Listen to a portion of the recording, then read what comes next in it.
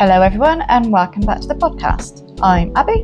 And I'm Liam. We're a couple who love talking about life, relationships, parenting, work and everything in between. Every week we sit down and explore one big question. We don't pretend to have all the answers, but we do love a good conversation.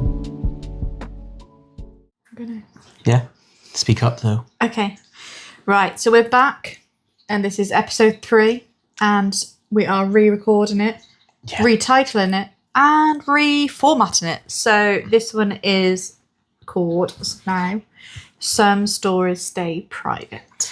Yeah, and it's a little bit weird, isn't it? Because we're doing this after episode 5. Yeah. So we're changing the format slightly, but it's going to happen on episode 3, then 2 old formats, and then the new format for episode 6.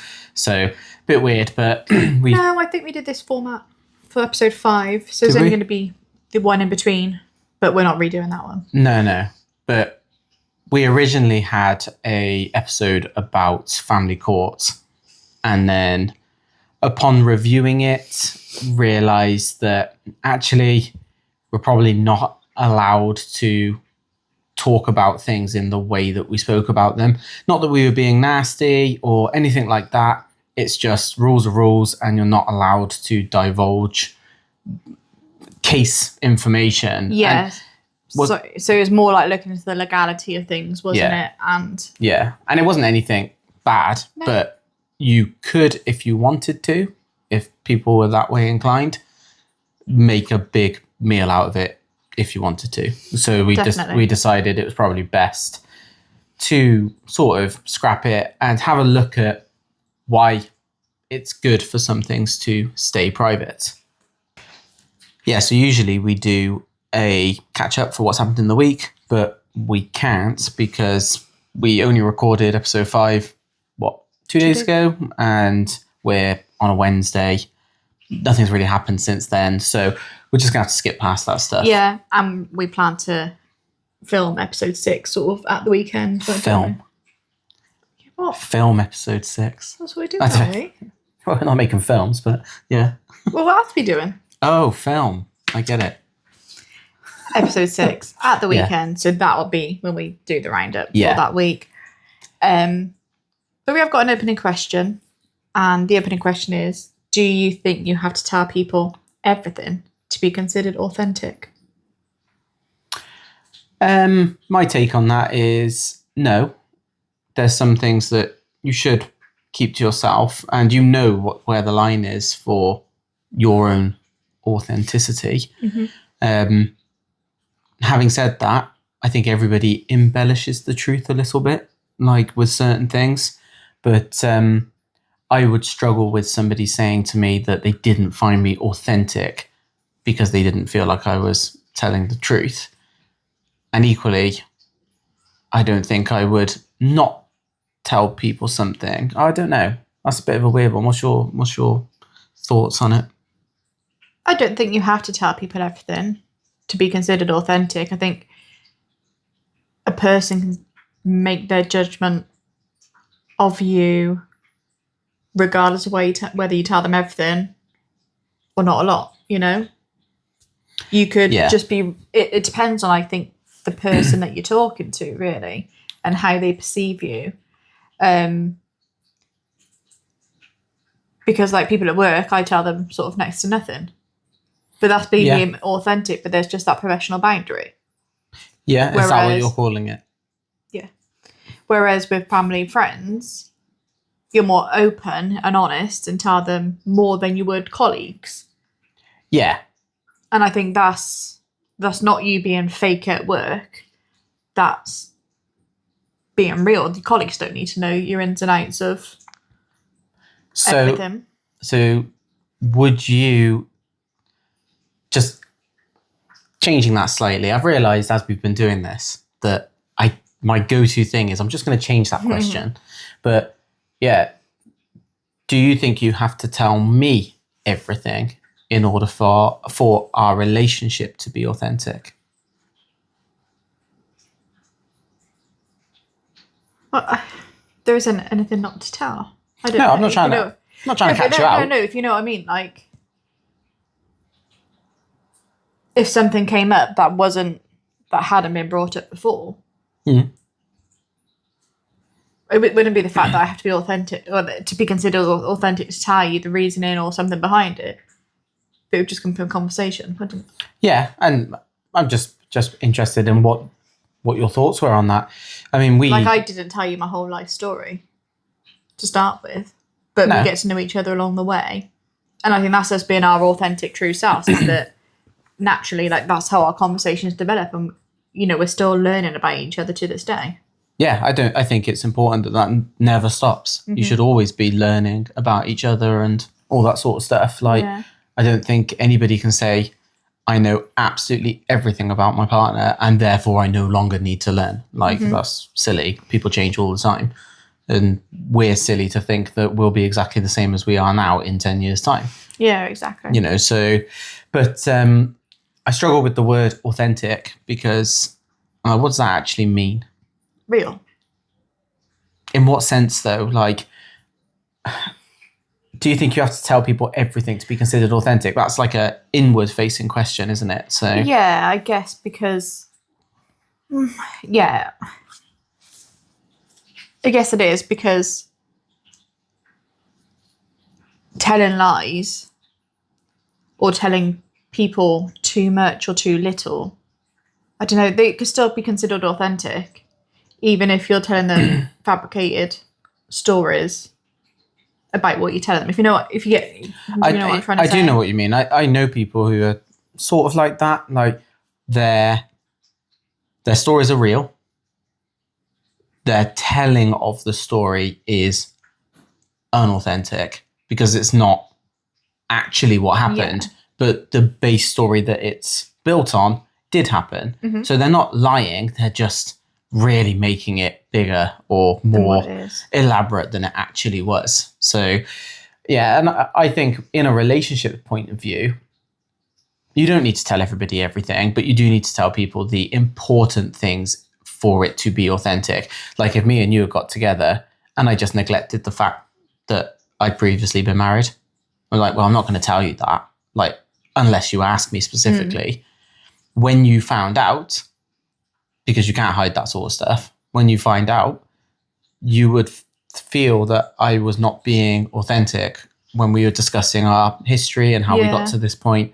So it does matter on what you're actually not saying. Yeah, and it's kind of circumstantial, isn't it? Like I said, it depends on the person you're talking to. Yeah, it does. If you were somebody, you're not. But if you were somebody who like to dabble with the odd white lie just for dramatic effect, then perhaps after 2.5 years, 3 years of me dealing with little white lies, I'm not saying that you do this, don't look at me like that. Oh, no, I'm listening. But when I find out something isn't what it was when you told me, I might just be like, oh, that's just Abby. Yeah. That's just how she is. Yeah. So yeah, it does matter. It does matter on who you're talking to and what the context is. Yeah. So how are we doing this? You came up with this format, so well, it's a little bit different from the next episodes, but it's still sort of the same. That it's in sections, but we've kind of briefly spoke about why we changed the episode. And obviously, sometimes doing the right thing does mean we have to change our plans, which we've done massively. And I think we're just going to the next questions, which there we've got a discussion prompt of, have you ever chosen not to tell your side of a story? Do you want to go first or do you want me to go first? You go first, I think. Yeah, lots of times. Lots of times. Really? Yeah, I couldn't give you a specific, it's this story, but there's been lots of times where I've listened to other people explain a situation between me and them or a argument that we've had or something like that. And I'm like, what is the point of me trying to even explain my side? Because the way it's been delivered has already sealed my fate, if that makes sense. Yeah, like they've made the decision up about it already. Just the delivery of their side has made my side invalid. And I tend to just go, I'm going to step away when that stuff happens, because I haven't got the fight in me to do that stuff. Yeah. Like, if I feel like the outcome is already set and I don't have a way of steering it, I'm just going to go with wherever that goes. Yeah. And rough it out and deal with the aftermath. So, yeah, I think in places like mediation, where I had to go and do Of course, mediation, I didn't really tell my side of the story. I just dealt with the outcome, Yeah. and I was like, look, I'm not interested in giving this is how you made me feel or anything like that. I'm interested in how do we make it that we get past this stage that we have to do, because I want to move out of this stage. Yeah. And that's it. And it's the same for, excuse me, it's the same for splitting of house assets and all that sort of stuff that I had to do. I was like, I don't want to sit down and go through it. Like, just whatever you want, but just tell me what you want.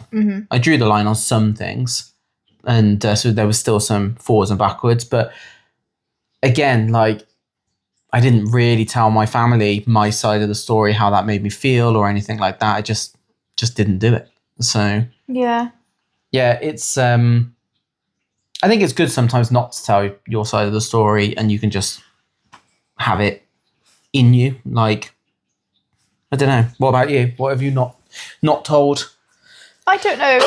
I don't think I've really been in too many situations where there's been like two sides of the story where I've had to try and brighten. I don't know. I haven't been in that situation really. I don't feel, and I've always tried to tell my side of the story. In what though? Like in what sense? Well, that's what I mean. There haven't been any Excuse me. situations really, like in past relationships.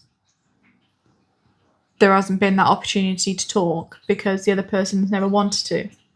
Right. Okay. So yours is more not so much that you've chosen not to say your side, but more that you haven't had the opportunity. opportunities. Yeah. So that leads straight into the next question, really, of why do people feel like they have to explain themselves? Like, if you haven't had that option taken away from you to do your side of the story, how did that leave you feeling?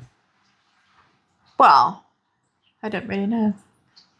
Because I literally cannot think of any times. But with the whole explaining themselves, I feel I have to explain myself. Yeah. Like I wouldn't say in any sort of relationship terms have I ever come across this, but more so in like work terms. That I know things aren't even my fault or anything like that. Yeah. But because of anxiety, I still need to explain myself. Yeah. To just prove myself not guilty. Yeah. Yeah. But it's only you holding yourself absolutely accountable for things that are out of your control. Yeah, like even if like say like a message goes out at work and then I'm like, shit, I need to say it wasn't me, it was done like this, because I have to explain it. Yeah. No, and I get that. Like, for things that are literally outside of my control, like stuff hasn't turned up at work on time, and that's meant that I can't reach a deadline. The evidence is really there in front of us that it was outside of my control. But you still have to I explain feel yourself. like I need to explain myself as to why it has put us in that position. Yeah. And I think that's what it is the majority of the time, that people feel guilty or they don't want to be the one being blamed for it. Yeah. So they have to explain themselves. And I think in relationships that can be really dangerous. Over explaining yourself can be really, really dangerous. Like, and I know that I've done that in the past. You're trying to do it quiet. No, you're not going to do it quietly. Oh. But I know I've done that in the past. Over explained my anxieties in a way that made the outcome worse. Yeah, and I feel that if, like, in relationship terms, if someone is having to over-explain themselves, then you get that bit of doubt in you, like, why have they gone into so much information to cover what are they hiding, covering up, sort of thing. Yeah. Which, that's really good lead into the next section. Yeah. Which is privacy versus secrecy. So this is, I haven't read any of these, so this is new to me. Yeah. So there's a massive difference, isn't there, between keeping something private and hiding something. Yeah. I would whether say that's so. in relationship terms, whether that's at work terms, in any sort of situation. Yeah. So for us, the reason why we are redoing this episode is because some of the stories that we were telling in there involved other people. Yeah. People we can't really name. There's legal sort of aspects to it for your court order, isn't there? Yeah. And obviously the children. So we're kind of having to protect them in some way. And like we said, it was nothing bad, but it wasn't even like you could identify anybody or anything like that. It was more just, actually, it's not our place to disclose. And we weren't even disclosing anything, really. It just didn't feel right to put information out there that was involve somebody else and someone else's life. Yeah, exactly. So, not every chapter actually belongs on the internet. No. However, if there are questions that you do have, because it was about court, wasn't it? It was about family court. If you do have any questions, then please fire them in, because we are looking at sort of expanding to sort of question and answers and just bits like that, really. Yeah. Going forward. But where do you draw the line on privacy versus secrecy? I think it depends. Again, like a lot of the stuff that we discuss depends on context. Mm-hmm. So like me, I don't have anybody on socials from work. Yeah. That's not strictly true. I have them on like business platforms, LinkedIn and things like that. But I don't have them on Facebook, Instagram. And where I do have some people on Facebook, they're in a special category that can't see certain things that I post. Excuse me. I'm struggling today, yeah.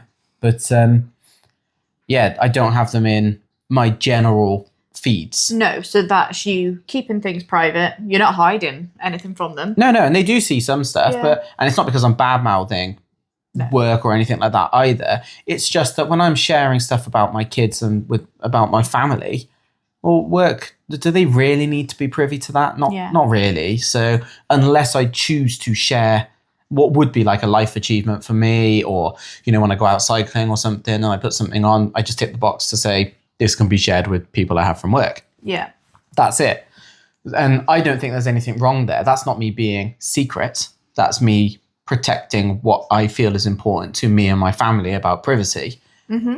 However, where do you blur that? Well, where does that line become blurred with relationships? If you found out that I had another list that you weren't in, so I could post out to friends and family and stuff, but you weren't privy to that information, how would that make you feel? Shit. Yeah, you'd feel like I was hiding something. Yeah. So it does depend, because I would find it very unreasonable for a colleague from work to say, what do you mean you don't let me see everything? I'd be like, that's unreasonable of you to expect that you can see everything. However, if you were put on a list that you didn't see everything, I wouldn't necessarily find it unreasonable for you to be like, can you explain why? Why are you not choosing to share everything with me? So. Yeah, and I think I'm the same with you, like having sort of no work colleagues on social media. Yeah. And again, it's not because I'm hiding anything from them, but they don't need to know what we're doing, because they're colleagues at the end of the day. I mean, it's highly, what's the word I'm looking for? Not hypocritical. I can't think of the word now. I don't know, because I don't know what you're about to say. You know the word for when you're doing something that you say don't do. Is it hypocrite? It's hypocritical. Yeah. It's very that of me to be like, don't share everything with everybody. And then we're like, let's start a podcast where we Yeah, talk about that is our, true. our Life. lives and what our experience is. But it's, I think having that healthy boundary we've got on there, healthy boundaries protect everybody. They don't necessarily protect everybody, but they protect you. And I think people forget, it's very easy with the internet to forget, actually, you do need some boundaries around certain things. And it wasn't until we watched that episode 3 back that we were like, there's certain things in here that we probably shouldn't just blurt out. Yeah. No one's going to get hurt. No one's going to get into sort of trouble, or it's not going to reveal anything about anyone, but it's not our situation to comment on the result that affects so many people. Yeah. And it just isn't. So, yeah, I do think privacy versus secrecy, they're very different things. Is there anything that you would feel that you need to keep secret from me? Even if you intended to tell me later, if you found something out and, would you be like, I'm going to keep that secret for now? Probably not. Nothing at all. Any presents? Presents. Yeah. Like I did manage to keep secret-ish. Although you told me where it was, where not to look, Yeah. even though I never look in those places. But it was still secret. Yeah, I need to get your present sorted. But no, I don't think there is. I know that we have this conversation all the time about if you won the lottery, you wouldn't tell me. I wouldn't tell you. And that is definitely firmly in the secret category. Yeah. What are you doing? Oh, stop it. Picking bits of your skin off. Sorry. You've got no camera etiquette. No. That's my action. I'm not trying not to pick my nails. Yeah, if I won the lottery, I would firmly put it in the secret category and I wouldn't tell you. And it's not because I'm trying to hide it from you. It's because I know what people get like about money. I would immediately be anxious about having that much money. Yeah. Like it'd be a good thing that we can celebrate. But once oh my God, what are we going to do? Dies down, I would want to pay off debts. I'd want to pay off the house. I'd want to put some money in all of the kids' sort of trust funds, get all that sorted, and then say to you, hey, look, We've got £1,000 left. we've got this much money left and everything's paid for. Like, now let's go and enjoy life instead of, I don't know, panicking. It must be quite a scary thing to just suddenly have Millions. shitloads of money. Like, and I think keeping a level head and just being like, let's not say anything right now. I would never go public with it. I'd never go public with it. No. We're going to start a yawn count. How many episodes we can get through before you don't yawn on an episode? 0. But yeah, I think that's probably the only thing I would keep secret from you, or if I was told I was going to die. Oh. Hmm. Why? I'd be a good nurse. You would be, but I don't know. I've always thought that. Like, if you were told, I think you have mentioned that before. if you got 6 months to live, I'd be like, well, let's enjoy those 6 months. Like, you'd be like, oh, he's really like out there being like, let's go and do this, let's go and do that. Like, he's being very, he's just splashing money everywhere, like getting rid of all of his savings. But I think it's really hard to enjoy those last sort of moments if... Are you dying? No. It's really hard to enjoy those moments if you know that that's hanging over you as a family. Yeah. And I wouldn't want to tell the kid. I know that there's going to be backlash from that, like, because people don't get the opportunity to prepare. But I think I would struggle. I don't think you would struggle more because I didn't tell you. I think it would still hurt just as much. Oh, either way. But I think I would struggle with you not telling me that. I would tell you, but I wouldn't just die without telling you that, but... Well, you might do. I might, but I'm like, I could go out in my car, get in a massive wreck and die. Mm. And you would still have to process that without any warning. Me saying, look, I don't feel great. And I knew I wouldn't feel great because I was told 6 months ago that this is happening. Like, this is it starting now. Mm-hmm. How is that worse than me telling you, well, I think it's worse for me to tell you 6 months and then you constantly watch me for the signs. Do you know what I mean? I guess I do get both sides of your story, but would you tell me? Yeah. Is that because you would feel like you want the support? Probably. And just, I don't know. I can't keep secrets or. No. Oh, it would kill me doing it, and it would, because I want the support as well. Yeah. And I think it's one of those things that it's very easy to say that, but until you're in that situation, I mean, without putting too much out there, we've had scares very, very recently. Yeah. And I told you straight away. So, maybe I wouldn't do that. I don't know.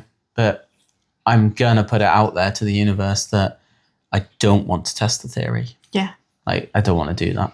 So, and you've got a scenario for us, haven't you? We've got a couple of scenarios up there. So, scenario 1, we've got a stranger comments online saying there's clearly more to this story. So, do you reply? Do you ignore it? Or does silence say more than words?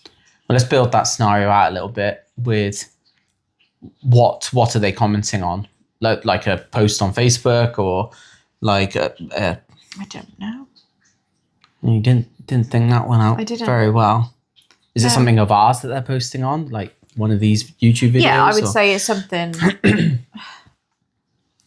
that we've, maybe a situation, like an episode we've done, and they're commenting on a story that we've been talking about, and they feel that there's more to it. I don't know. Like it depends on the story. If it was something like, I don't know, something to do with me and you, and someone was trying to incite that. Sorry.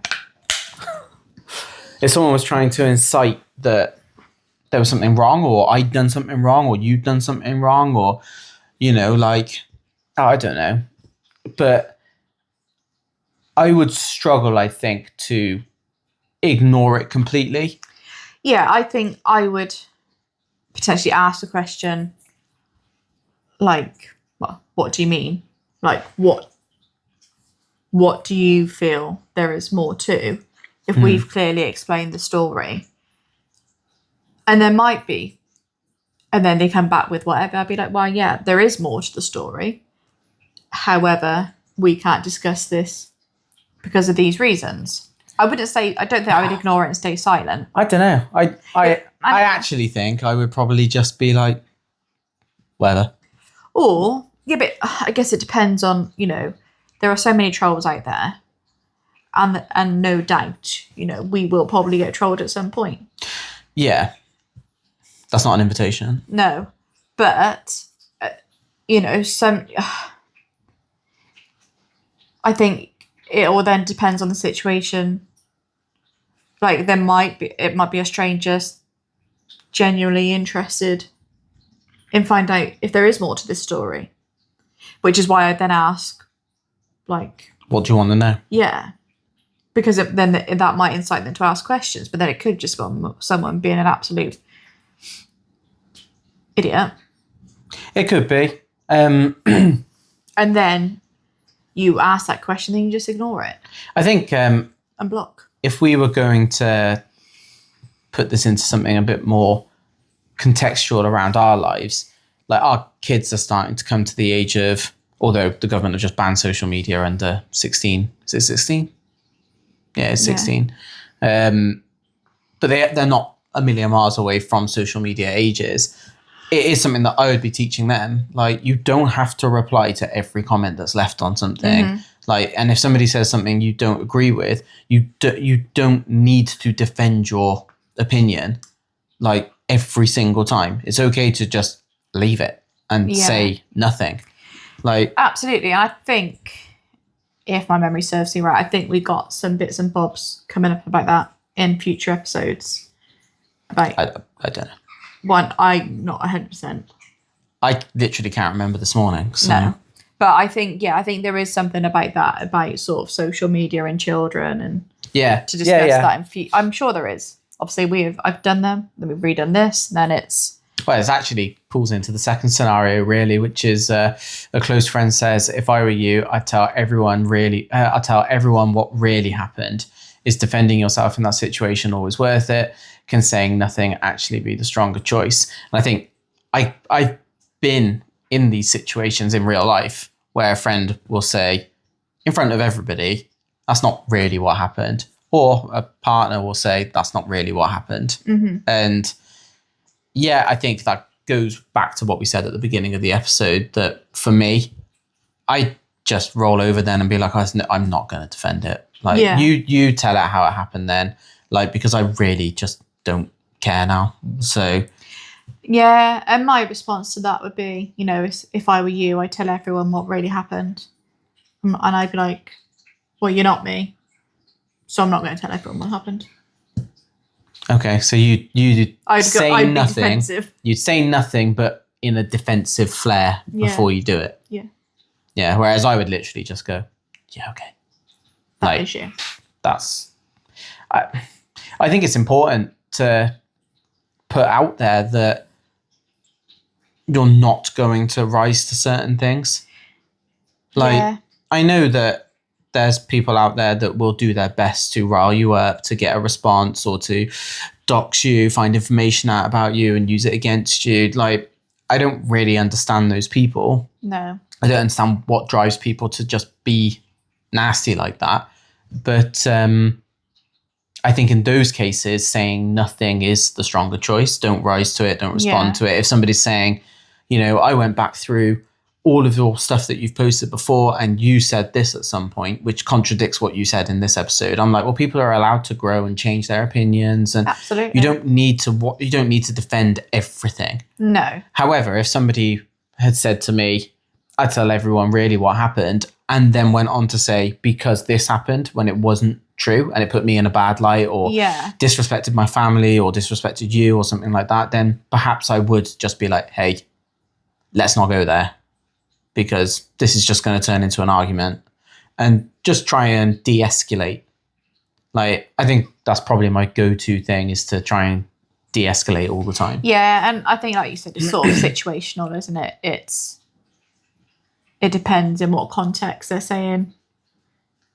Tell everyone what really happened, and in front of who. And although, if I said it to you when me and you were talking, hang on, that's not what really happened, is it? Tell it how it actually happened.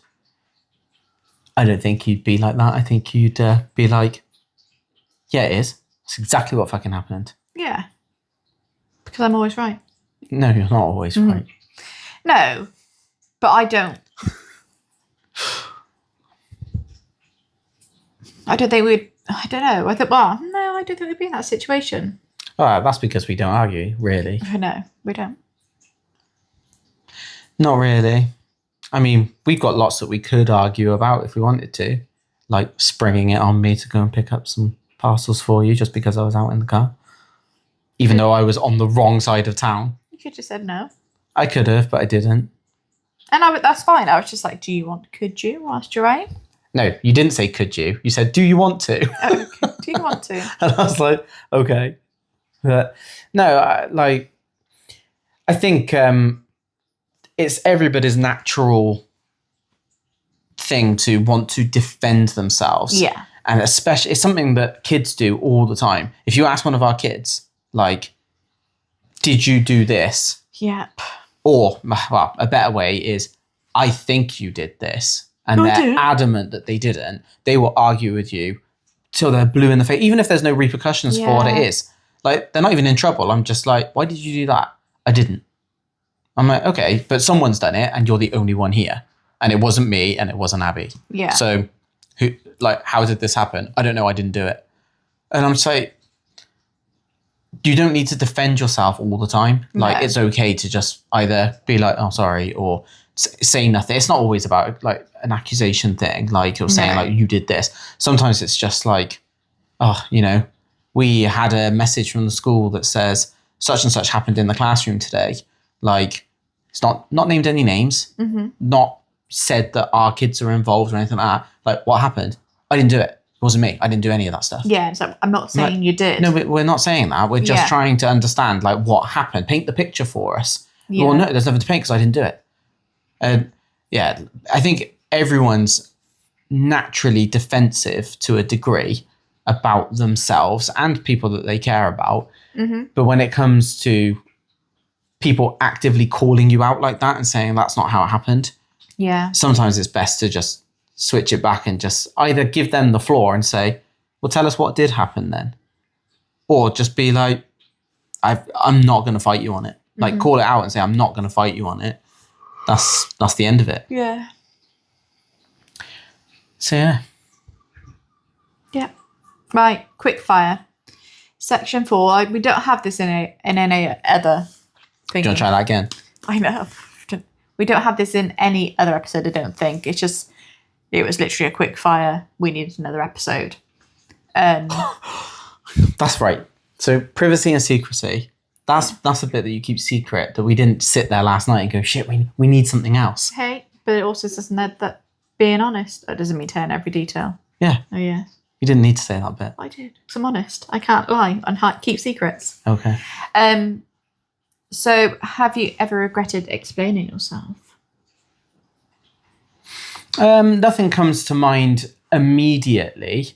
Actually, yeah, something does come to mind. And I think I've told you this before, that it was about dashcam stuff. Yeah. Like when I was married and I was going through, well, I wasn't going immediately. I'm explaining myself now. Yeah. Like, No, I know you mean. Yeah. I needed to, we were going to France or going away or whatever, and I needed to clear the locked footage off the camera, because I'd noticed that the dash cam, it used to come up with like a little orange light to say that there was no storage left. Mm-hmm. And all it had on there was the locked files that when you start the car up, when you turn it off, and when there's like, you rallied it round about too hard or whatever. And maybe 6 videos in on the thumbnail was a garage that I didn't recognize. And in what can only be described as a confrontation of where the fuck is this and why was it 2:00 in the morning, I felt like I had to overly explain how I came about that. Yeah. Which was turned into the discussion then became about why are you checking? Yeah. And I'm like, I'm not checking. I just plugged the SD card into the computer so I could delete the stuff off. It comes up in big thumbnails and I'm like, where the hell is that? That's it. Yeah. And sorry, Tango is staring. Go away. Out. Just let him stand there. Yeah, but he's whining. And when he whines, it annoys me. He knows that we're filming and he wants in. Mm. But yeah, that's the only time that I've probably, after the fact, been like, I really wish I hadn't have explained that. In fact, I was like, I really wish I just hadn't said anything. Yeah. But what about you? Have you ever regretted explaining yourself or found yourself over-explaining? You can't ask these questions to me and then yours just be like, no. Well, no, I don't think there is. You must have had a time where you've over-explained something and made the situation worse. Nothing that springs to mind, to be fair. Fair enough. I think we handle that sort of stuff differently. My head just invents scenarios that have never happened, and I get myself into a right mess about confrontational. I don't like conflict with people. No. And I especially don't like conflict in a relationship, whether it's friends, family, I just don't like it. So I think that's where I start over explaining. Let me pick one then. Is privacy earned or expected? I think privacy is a given, isn't it, really? You don't, I wouldn't say you earn it, because everyone's entitled to their privacy. Working in the care industry, privacy is a massive thing, especially when sort of delivering the personal care. I know it's completely different to being like words being spoken and stuff like that, but privacy and dignity, that's just a given. It's expected that that's what you're going to give them. Yeah. So I think privacy is expected at all times. Like, what about in the child sense? Like, is it expected that our children at the ages that they are have privacy? To some extent. I'm just... No. So I don't think, again, I don't think it's earned. It's in the same sense that with their bedroom doors, whatever, we knock before we go in. Yeah. Because that's their private space. Yeah, that's a given, yeah. But in terms of their phones, that I don't think that's earned. No, I'll be honest. And I know that this is quite a controversial sort of topic about whether you should be checking your children's phones or whatever. Maybe that could be a parking lot story for later on. Maybe.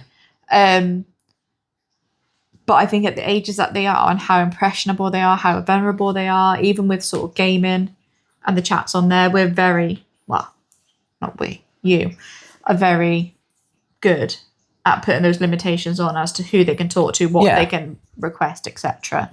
And it's really hard because back when we were their age, yes, okay, we might not have had a phone, but when we were getting the phones when we were teenagers, my mum wasn't checking my phone. No, yeah, but it's so different now. It's because there wasn't the social media. No.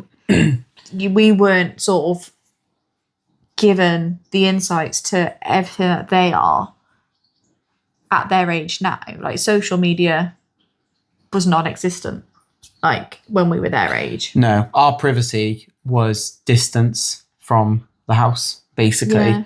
The second that you were round your street corner and you couldn't see your house anymore, well, that's where your privacy was, like, from your parents, from your siblings, like, from your street and people on your street. Like, it was, you went out to talk about things that you didn't want to talk about at home. And I think obviously as well for, like, sort of us as a couple or whatever, we have got Life 360.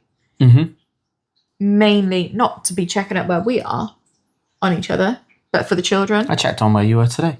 You did? I know, and rang me. And then I rang you because I was like, where are you going? Yeah. But that makes it sound like that's what I'm doing all the time, but it isn't. It's because I knew you were on your way home. I just forgot you were stopping in somewhere. And I was like, you've been ages. Where are you? Yeah. And then obviously near enough every other house has now got a Ring doorbell. Yeah. Which, again, like, you can't, if you don't want to be filmed or whatever, you can't be like, oh, you just turn your doorbell off. No. Digital privacy is something that's really difficult to have now. And, our kids are going to have had a lot of their lives exposed to the internet, like pictures taken of the kids that have uploaded to social media. And, I know that a lot of people are like dead against uploading their kids to social media and, blur their faces out and all that sort of stuff. Yeah. But my personal social media isn't open. Yeah. So, like, I think I'm okay with it. Like, even schools now are putting photos on Facebook and you have to sign all these consent forms or whatever. But they're all open formats, and anyone can go and have a look. My kids' school put their newsletter online. Yeah. You can just share the link with whoever you want, and it's got all the kids' photos in and all that sort of stuff. So, well, that's the thing, isn't it? You were trying to look for something, I think, like, not so long ago, and I just went in and the newsletters are there, and you're like, well, how did you find that? I'm like, they're public on their website. Yeah. So, I just think. But sorry to cut you off. Going back to the kids before we just move away from that, I do think that kids' privacy is earned. So there is a base level at which it's expected that they should have privacy. Like, my kids are now, and they have been for years, too old for me to go in the bathroom when they're getting showered and stuff like that. I'd never do that now. And, whilst we're like, don't lock the door, because we've had instances of them getting stuck where they can't get out. Like, I would never just go in. No. But privacy to have conversations with their friends and stuff like that. Like, you can go upstairs and talk on the phone. I'm okay with that. But I am going to look at your messages. Yeah. And I am going to look at your Xbox chats and who your Xbox friends are, and like who your Roblox friends are and stuff. I'm going to make sure that you're safe online, because kids don't understand what safety is yet. No, and I think, a big example of that was at the start of the school year when Theo did get his phone. Was it? No, we had his phone last year. So, but at the start of this school year, I think when he was added to that massive chat. In that massive chat, and then the head teacher had to send out, because it was year 7, year 8, year 9s. Sharing stuff they shouldn't be sharing, and saying stuff they shouldn't be saying. I think you do need to just have a check now and again, just to filter what's going on, to check in with your kids, just to be like, right, do you understand? There's only one chat that I won't check, and that's their chat with their mum, because I don't need to. Like, it's not my place to go in and have a look at their conversations, and stuff like that. Like, and I would like to think that it's the same around the other way. And don't give me that look. But not that there's anything nasty being said. No, absolutely not. I wouldn't do that. But equally, I would like my kids to know that they have another life with another family setup and everything like that. We don't need to be privy to that information, and we just don't. No. Like, what they get up to with their other family is their business. And as they get older, I want to actually reinforce that boundary as opposed to try and break it down. Yeah. Like, I want the boys to be able to deal with the fact that they have 2 family circles, so it's the normal. And it is normal for them to not overlap in any way apart from their mum and dad. And the same for, Theo as well. Like, I think that reinforces itself anyway, doesn't it? Just by the dynamics. Yeah. But you don't need to be diving in and checking those conversations, because I can guarantee that there's nothing in there. I would be concerned if I did look, I'd be concerned if it was all like, I don't know, like, I don't want to be here kind of stuff. But I just don't get that feeling. Like, the kids have a great time when they're here. And it feels very much love, love, love all the time. So don't do that. And that's not our saying. And do you know what I mean? That's the only, like, privacy on phones. No, you don't have any, and you won't have any until you're an adult. Until you're an adult. Like, 18, fill your boots. Like, I'm never ever going to look in your phone when you're 18. Yeah. But until you're 18, I am going to go and have a look at who's sending you what pictures you've got. Like, I'm going to have a look at your phone. Yeah. Because there's a level of responsibility that I have, not just as a parent, but also legally. Yeah. To make sure that you're safe and that you're not being sort of groomed or being... My biggest worry is not our kids being involved in sort of sexually explicit stuff and stuff like that. It's more that they're going to get themselves indoctrinated into some sort of gang by accident that they then feel they can't get out of. And you do it tactfully, and like, our kids know that we look through the phones. Like, don't make it a secret. And that's it. We don't hide it, do we? Not at all. It's like, right, bring me your phone. Let's just have a quick look.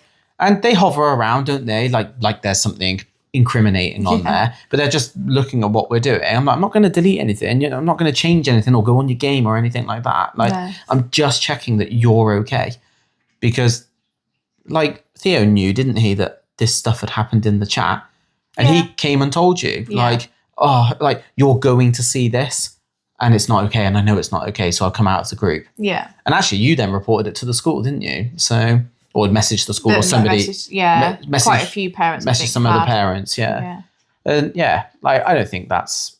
I think that should be the normal. It's not just expected that your kids are completely private. Like, they're kids. And, this whole thing of kids having to be older than they actually are this is one of those examples. Parents giving kids too much privacy. Oh, too much privacy. Too much privacy, Like, I wouldn't dare go through my 13-year-old's phone. Like, God, she'd kill me if I did that. Well, you should go through their phone, because when they're 16 and they've been exposed to all sorts of things that you could have caught at 13, you're going to kick yourself that you didn't catch it and do something about it. So, and I'm sure people have very contradicting and different opinions on that. But yeah, and let's do one more. Well, let's close it off. Oh no, let's do one more. But okay. But I'm yawning. No. I wanted to do what's one boundary you've become better at protecting? Because I think that both of us have grown since we've known each other, and boundaries has been an important part of our journey. Because when I met you, I was struggling with the idea that I'd spent too long boundaryless. I didn't have any boundaries in my relationships. Like, there was no hard or fast rules of, I don't like this, so please don't do it. I felt embarrassed and ashamed that I had those boundaries. And through therapy and stuff like that, that helped me realize that actually it's quite normal to have boundaries. And so I don't have one boundary that I've become better at protecting. I think through our relationship, I've realized that it's okay just to have boundaries. Yeah. And maybe I just wanted to say that rather than discuss it. But well, yeah, no, I think for me, it's the work-life balance boundary. I think. Yeah, that's been a big shift for you. When I met you, work was life. Yeah. I think. I was working, doing care calls and then coming home and doing admin work. And then to now, where I finish at 5:00 and work stays at work. Yeah. But I had instilled that in my previous job role as well. Yeah. Where I was like, no, work's work, home's home. I had obviously a works number, which helped the situation as well, because I could just turn that SIM card off. Yeah. If I wanted to. And I think, yeah, that's a biggie for me. And it's been a big reflection for me this past week, about everything. I don't know, like the work-life balance, that how I have done so well to be able to be like, right, I'm not doing that. And saying no. Saying no, yeah. Saying no is a big one. I was never a no person. I've been called a yes man before. Like, oh, you just say yes to everything. And I thought that what I was doing was saying yes to opportunities, when in fact what I was actually doing was just having no boundaries and making someone else's life easier. Yeah, or making lots of people's lives easier, and feeling ashamed when I didn't want to do something because I just didn't want to do it. No, there doesn't even have to be a reason. I just didn't want to do it. And I would feel guilty for saying no. So I would just be like, it's one day, suck it up, get on with it, go and do it. Like, you'll have fun. And sometimes I have fun. Sometimes I was like, why did I say yes to this? But, I think that protecting your sort of space and your mind when it comes to that sort of stuff, you've got to be honest with yourself. It's okay to say no to things. And yeah, I think I've seen a change in you quite a lot from when we first met to where we are now in terms of work, because you are very more like, work isn't the most important thing in the world. Yeah. And actually, my home life and family is more important. And I'm not diminishing the fact that... No, but I think that is because I've now got that. Yeah. And this is what I was kind of getting at. I know I think in one of the episodes I say about how I feel that care isn't for me anymore. Like, this is in one of the later episodes, and it's a bit backwards. So you don't die. We're going to have to change that, because that's going to happen. Recording I think time. This is the 4th episode that's gone off. Yeah. I've been literally thinking about it today, like, obviously with my son. I don't know if we're saying it. I can't remember what we're doing name-wise. I don't know. We've literally said Theo loads. Okay. With Theo finishing school today, how, as a single parent, that I did just work because I had nothing else on. Like, even if that did mean taking Theo into, with me on a shift, and he's sitting in the car eating snacks, playing on his game. Yeah. Which, in the reel I've put together today of photos, you can tell when we met. The change in him. Yeah. And I remember when we first met, and you were sort of messaging me and being like, well, I'm on care calls from 4 p.m. until 7 or something. So like my replies would be slow or whatever. And I remember saying like, well, what's Theo doing? Oh, he's just sat in the car. Yeah, I'd pick him up from school and just take him with me. Yeah, and then I remember like you moving in after 3.5 months or whatever it was, and me being like, you don't have to do that anymore. Like, just bring Theo here, or I'll go and pick him up from you in the car. Yeah. And he can just come back here. Like, he lives here. And yeah, it's interesting because you did struggle with that. You struggled with and it wasn't Theo being with me. That wasn't the problem. The problem was you felt like you were burdening me with having to look after him. But, you know, like that's an example of it working the other way around. Of that's one boundary that you've become better at lowering. Yeah. Like, much better now. Now it's like, just go and get him from school. Like, I'm gonna be back in 5 hours. You can have him all day. It's on the calendar. Thanks. Yeah. But yeah, I think if you look at boundaries for what they are, and for what they mean to you, I think a lot of people would realize that a lot of people don't actually enforce them very well. But when you start enforcing them, I can't really talk about it enough how therapy, and my therapy was all based around boundaries. All of it was. And me understanding how I worked without them compared to how I work with them. And it's so much better having them. And making sure that other people understand it. Like, work understands that I have boundaries around just being asked to stay on. Like I will stay on. I am a team player. I will do stuff for the team. I was literally working right the way up until we started doing this. Yeah. Because I want the team to do well, and I want to be part of that. However, you'll never get me to disadvantage my kids in order to work. Yeah. That's just not going to happen. I'm never going to give up time with my kids in order to work. It's just not going to happen. And I feel like that's well known. Yeah.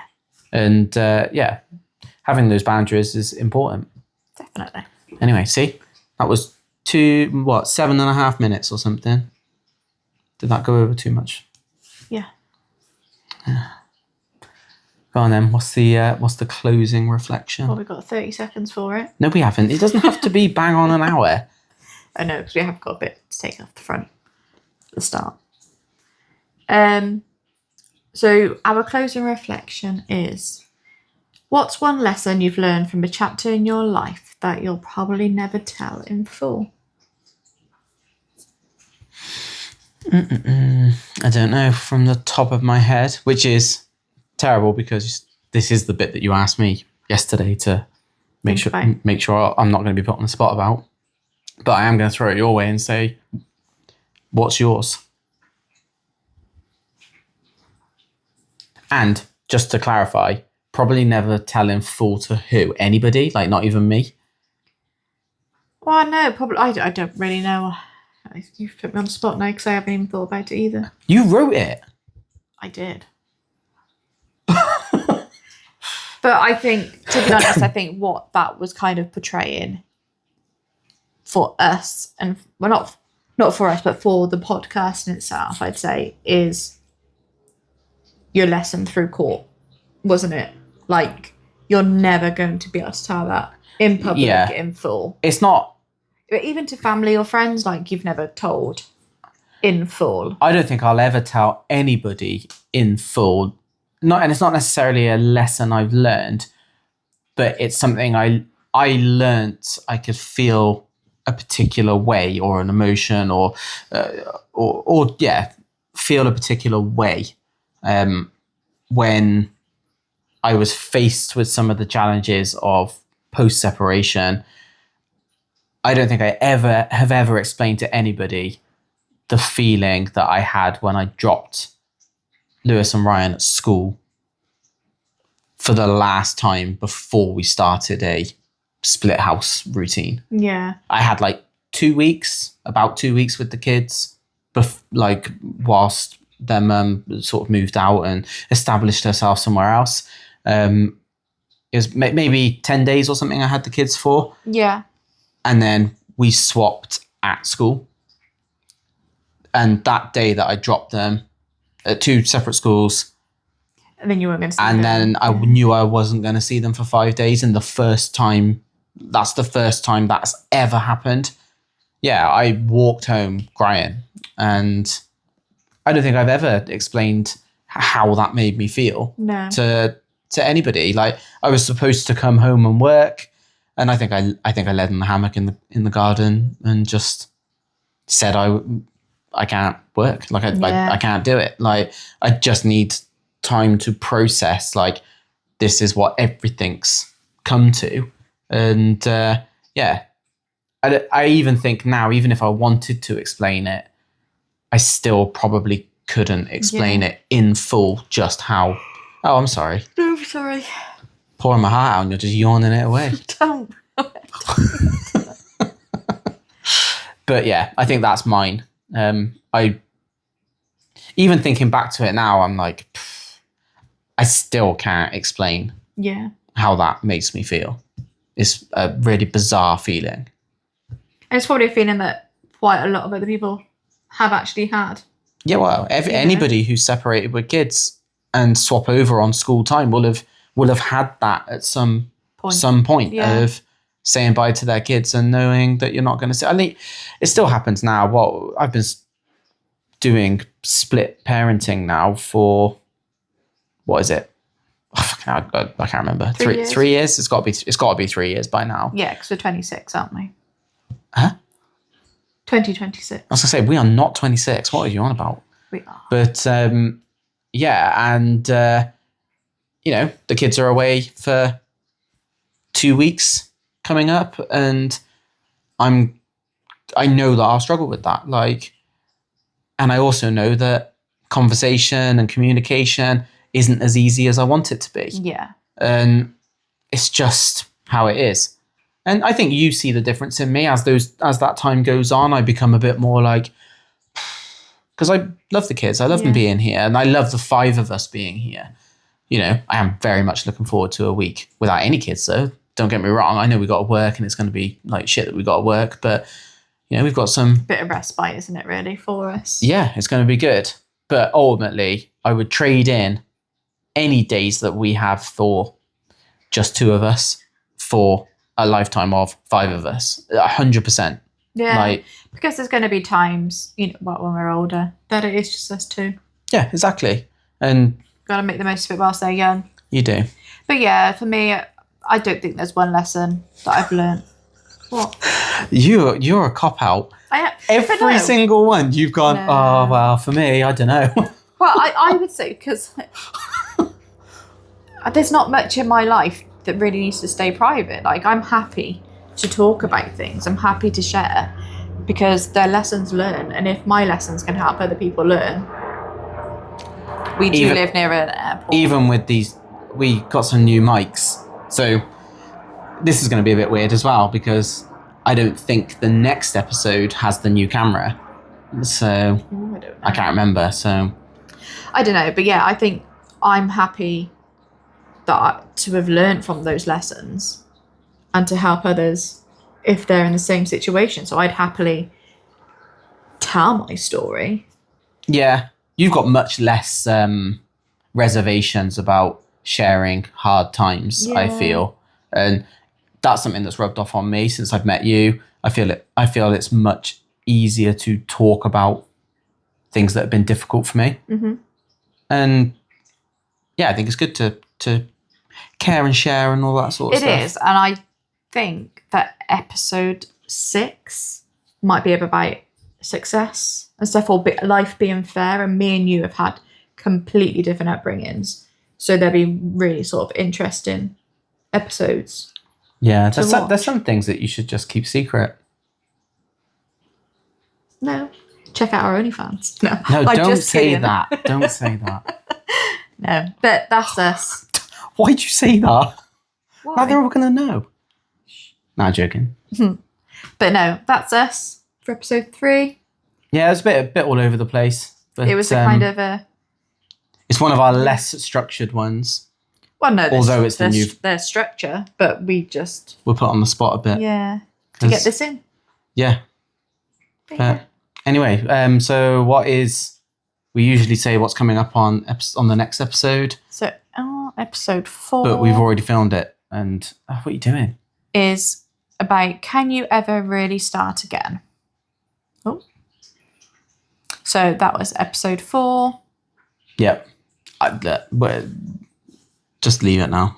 I Yeah. feel like we've done. Look, it's an hour and 7 minutes. We're 7 minutes over. Just cut it off.